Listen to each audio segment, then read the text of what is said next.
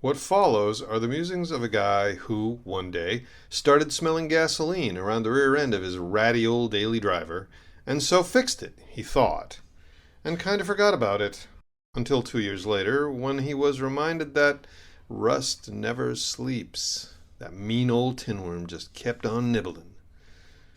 Anyway,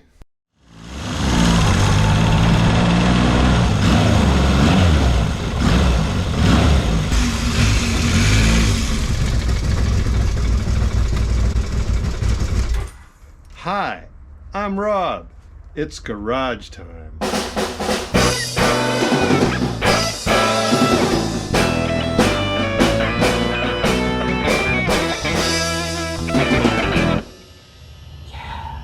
Okay, see you later, bye.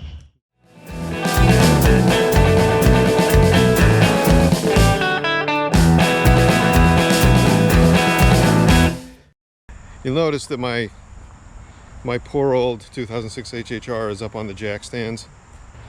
That's because it's got a fuel line leak, which is pretty common on these cars. Let me go grab a couple slabs of cardboard and I'll show you what's doing. As you can see right here, these right here are the fuel. These big 3/8 inch pipes are the fuel supply to the engine and the evaporative return to the evap canister back underneath. Right there. Right here you'll see the steel lines have been spliced with some high pressure fuel hose. This is a field repair that I did 2 years ago because they had rusted out and started leaking here.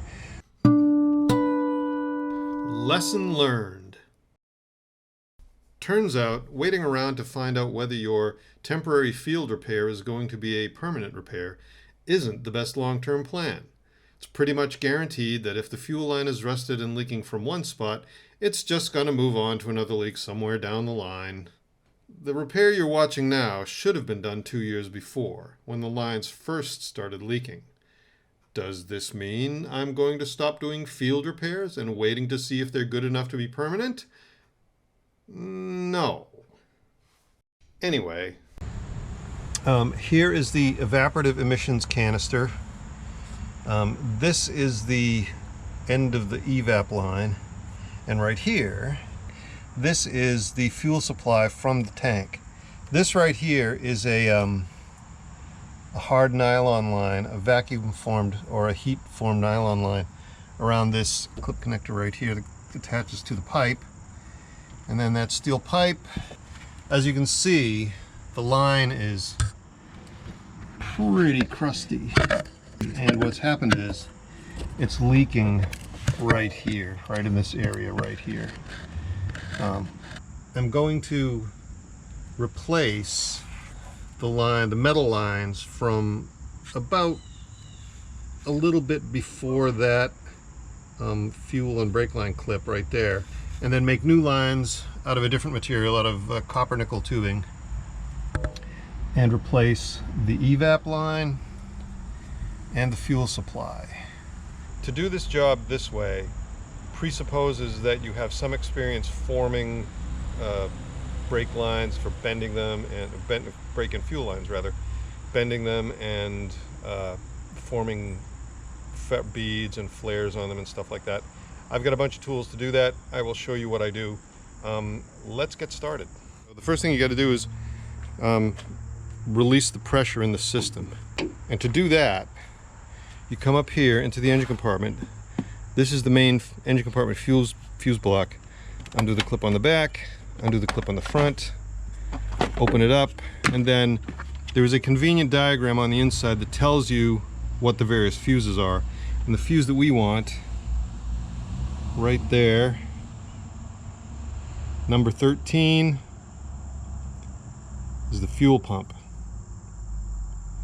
We look on the diagram right here and we see that number 13 is at the top right underneath the large fuses. So here we are right here, and it's also mentioned that number 13 is a 15 amp, so it's right there. So I grab my pliers and then gently, as the British say, prise it out of there. Boom.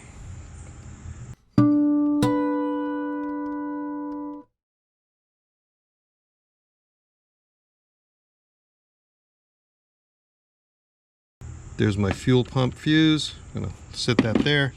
And now we're gonna crank it over a bit to depressurize the fuel system.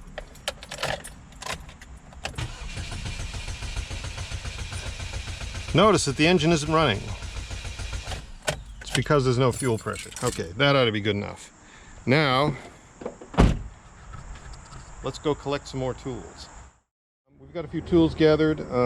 See, I have my bucket there, my fuel marked fuel drain only. That's my specific catch bucket for fuel. Because we know that even though I depressurize the lines, they still will have gasoline in them, and it's going to spill out when I undo the splice. Because that's where we're starting. Or at least that's where I started. I'm pretty sure that none of you watching will have to undo the same sort of temporary field repair I have going on here. Instead, we can skip over that couple hours of fun and jump ahead to the part where I'm doing something more engaging. Like, for instance, chasing parts in the three-wheeler. I need to go get a tool to undo that fuel line and to get a few more other supplies to get this job done. So what that means is we get to take a ride in the three-wheeler. 1, 2, 1, 2, 3, 4.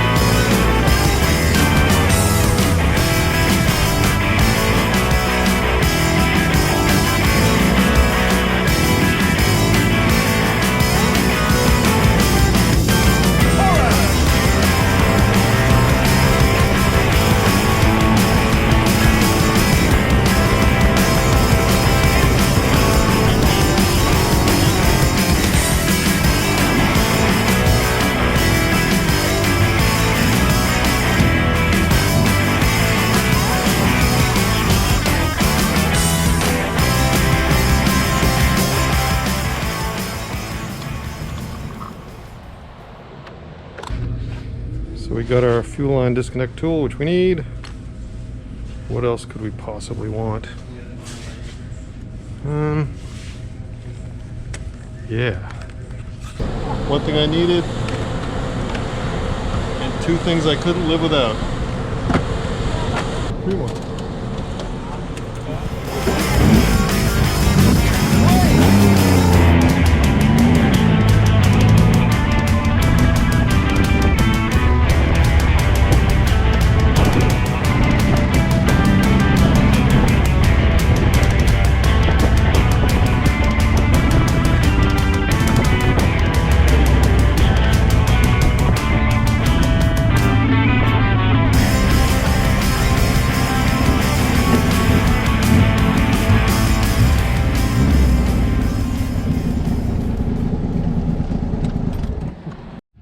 Aha, here we are at the hardware store. A handful of compression fittings, just what we needed. And perhaps we'll also score some small hose clamps, just because we can. Grab a handful of those too. In fact, let's clean them out.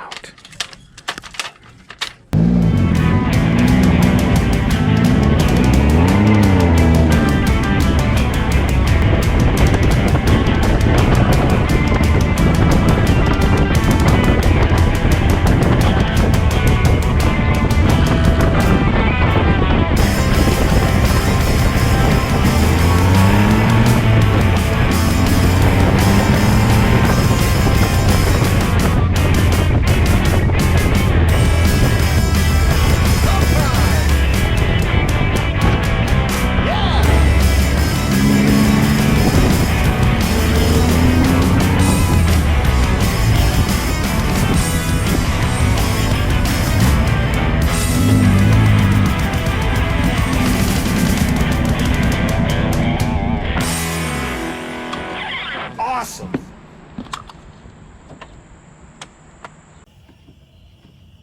Okay, it was a simple poke with a screwdriver to get this clip undone. It's a little fiddly to get it off of there, but there we go.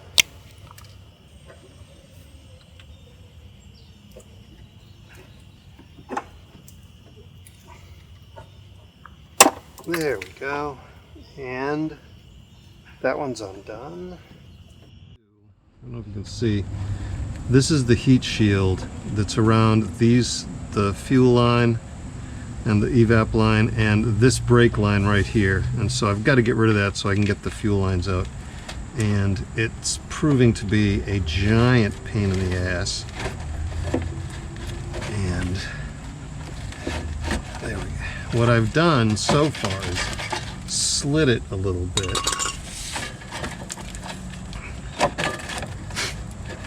And then I'm going to have to cut it more so that I can get being careful not to slice my hands open, because that's always a danger.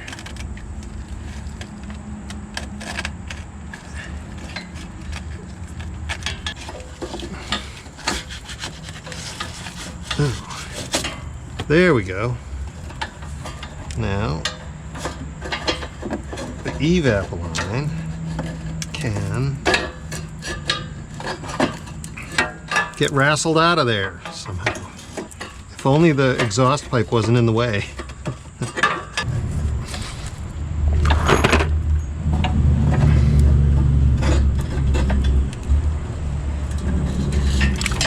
Oh, there we go. Okay. Well, the rusted out evap line is out. Yay. I am mostly covered with rust.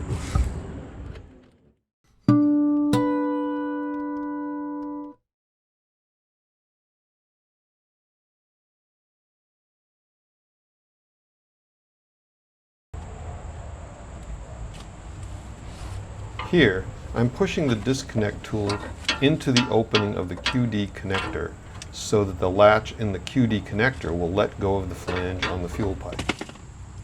Working to undo the fuel pipe quick disconnect was the most difficult part of the whole repair job and went on for a solid 90+ minutes. The extreme rustiness of the fuel pipe contributed to the difficulty, as I later found that the QD flange on the fuel pipe was very rusty as well, which slightly increased the diameter of the fuel pipe QD flange, making it hang up on the latch inside the quick disconnect.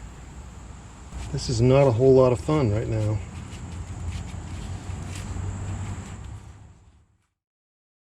You will see that I successfully got the pipe out of the quick disconnect. And here it is right here. I broke it off. And then I stuck it in this one because I want to make sure that whatever I make works. Lesson learned. I'm sure you saw in the video what a struggle it was to get these pipes out with them all in their one bent piece, and that I actually had to break both of them. Break both the fuel line and the evap line to get them out. So what I'm going to do is I'm going to take them and make these in two pieces. One piece will go up above the axle, and the other piece will come up from the bottom of the car and attach to it using some of my treasure that I got this afternoon. So let's make that happen.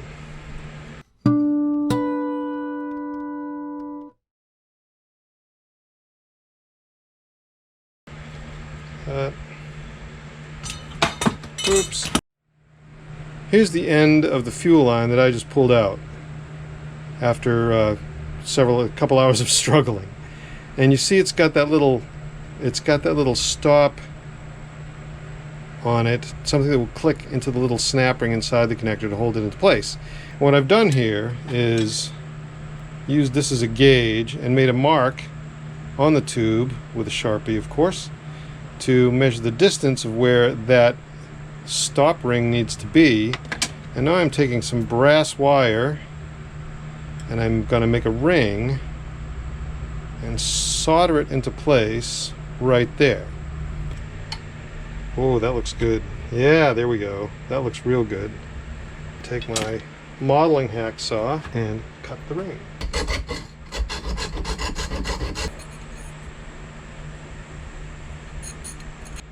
Slide the stop ring on there to the line and sand that off a bit.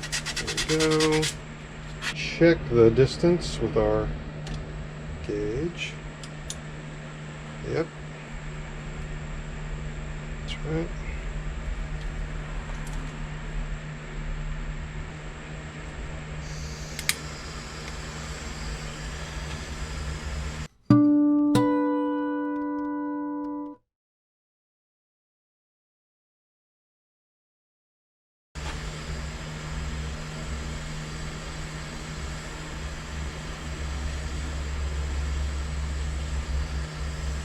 This is copper nickel pipe, so it ought to solder up real nice. Looking good, yeah. There we go. Looks good down the bottom. Now let's let it cool, and then we'll dress up that solder joint and then give it a test fit. Here is my stop ring that you just saw me solder on, all dressed and filed so it's the right diameter. And we take our test connector and push it on. A satisfying click. Now, quick disconnect tool. Stick it in there, work it in, and boom. Okay, so now let's bend this thing to shape.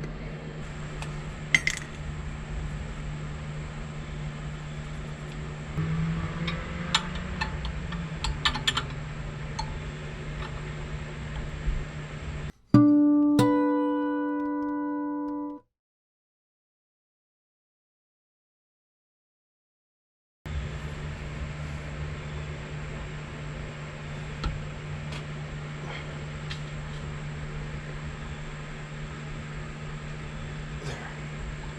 It's 45 degrees. Yeah, there we go. Good. Oops.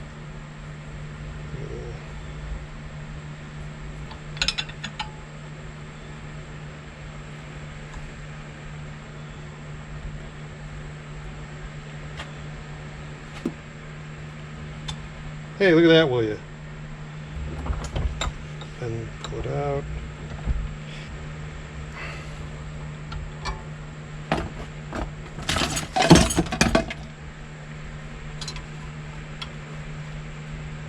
Got my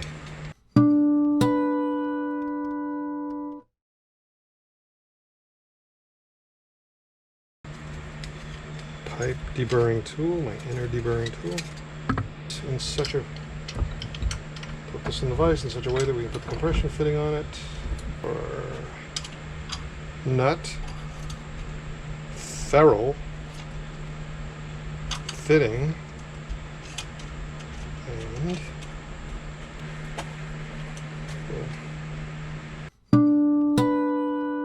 lesson learned. Add a bit of light machine oil to lubricate the coupling as it's being tightened. The oil makes it much easier to tighten the coupling nut enough to compress the ferrule around the tube. That.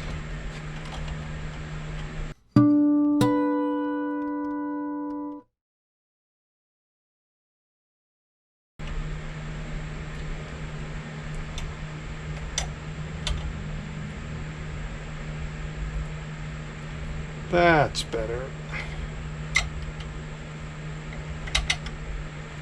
And one more. There. Let's go install the first one. Here it is. let's see what happens.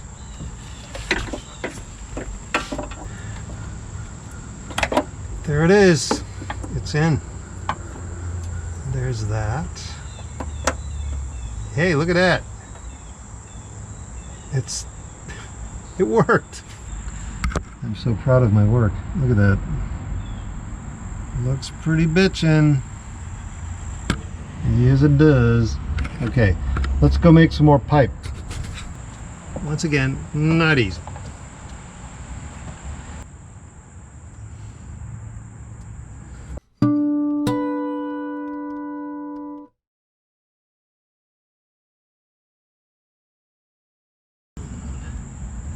Pretty sure this is the fuel. There we go. There. Little bit of oil.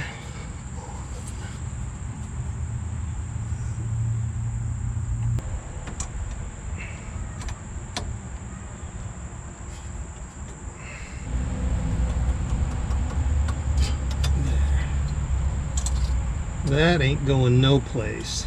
For real, man. For reals.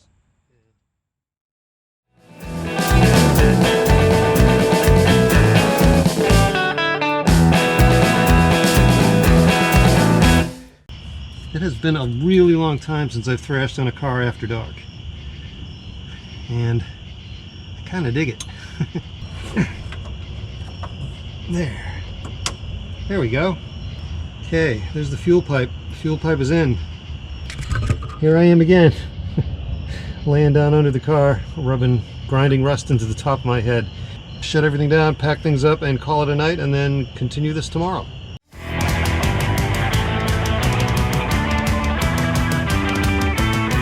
It's day 2 of the HHR fuel pipe replacement project. I did not sleep out here last night. So what I'm doing now is I'm going to get underneath and show you what we got done.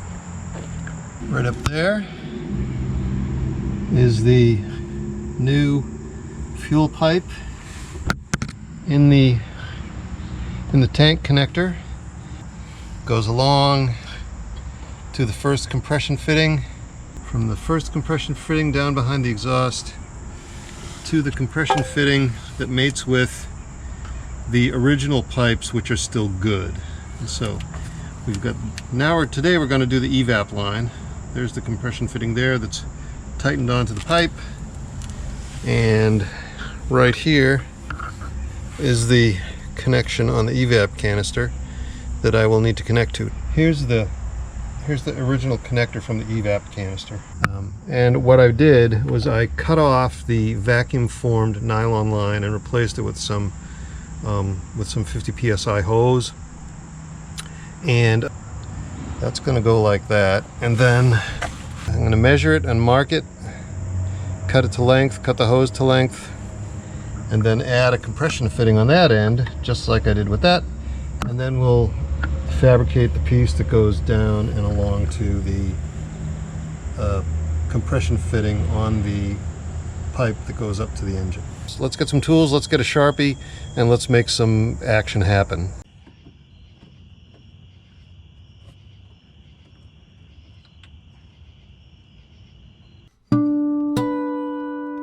Lesson learned. When you're clamping the pipe in the vise for cutting or bending, don't over tighten the vise. Here's why. When you clamp it in the vise, you got to be careful, because it's very easy to, say, clamp it like this, meaning to cut it here, and deforming it enough that the nut is not going over that. And that is because I had grabbed this in that to do some of these bends. And this pipe is now slightly deformed. It's slightly squished and ovaled and has spread out this way so that I can't get the nut on. So let's cut this.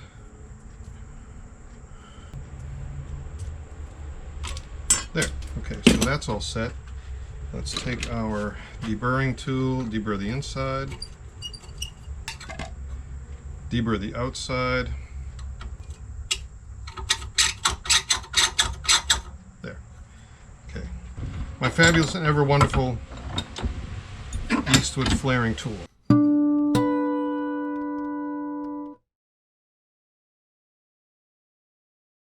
Now we have this end right here that I smoothed and I deburred. We need, where's it gonna, okay, does this get a little bit of, yeah.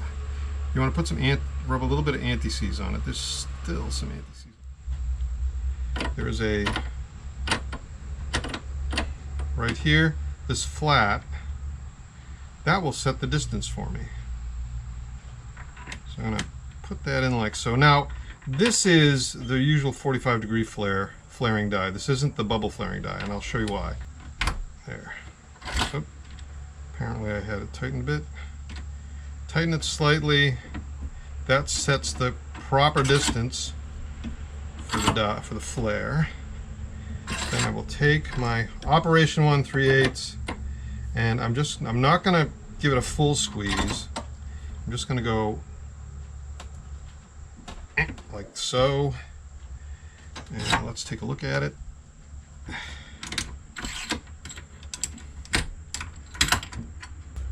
You can see there's a retention bead on that now, which will go into the hose, and I can put 2 clamps behind it anyway because I want to.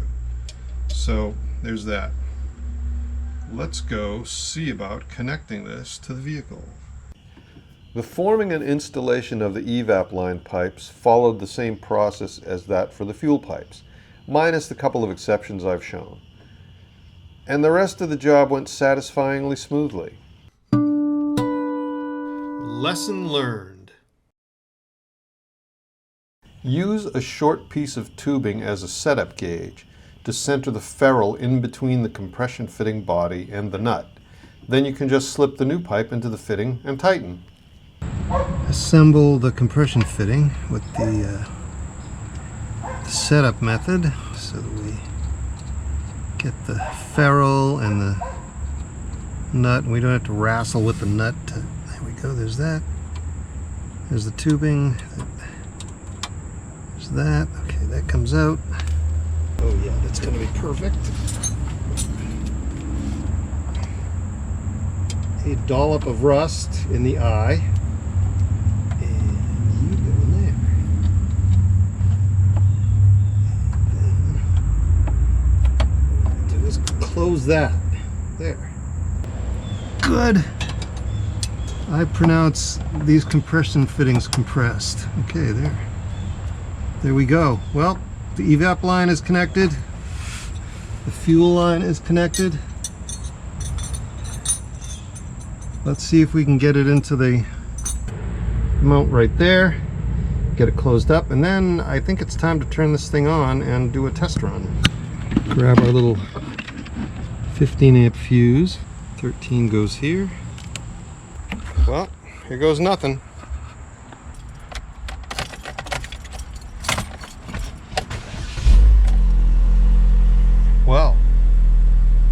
Well, that was that was easy. Let's take a look and see. Check for leaks. Come on underneath. Do I smell anything? A little bit. What do we got there? Do we feel anything? Nope, that's dry. Those look dry. Yep, looking good. Under here. I see liquid here. Oh, that's oil. This liquid right here is 3-in-1 oil from lubricating the joint so it would tighten easily. No gasoline there. One more thing I want to do before I call this fully done, and what that is put on some heat shielding on the exhaust to protect those fuel lines from the heat of the exhaust.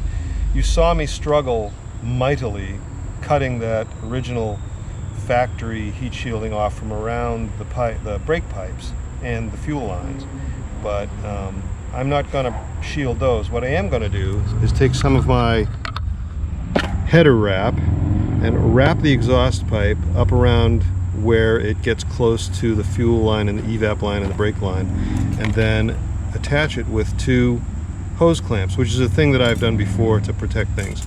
And I'm not going to show you the process because it's kind of a pain in the butt, but I will show you the finished product. And as promised, the finished product.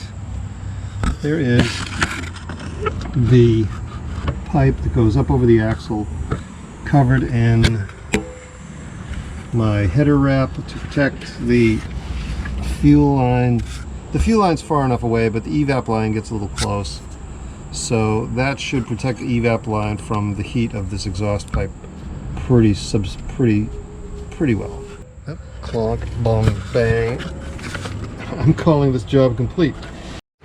Okay, so we're back in the garage. I'm chilling out in front of the fan that's behind me. That was a solid 2-afternoon project, and last night it went on into after dark.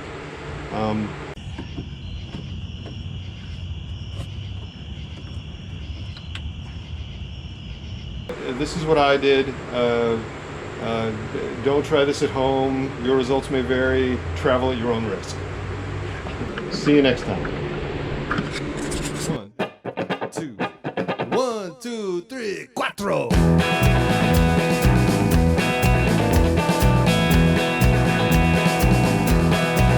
Well, my daddy, he raised stock cars a long, long time ago at New England's fastest quarter mile, good old Westboro Road.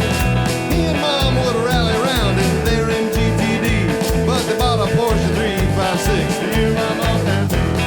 I was raised by gearheads, this apple fell not far from under Daddy's tutelage, messing around with cars.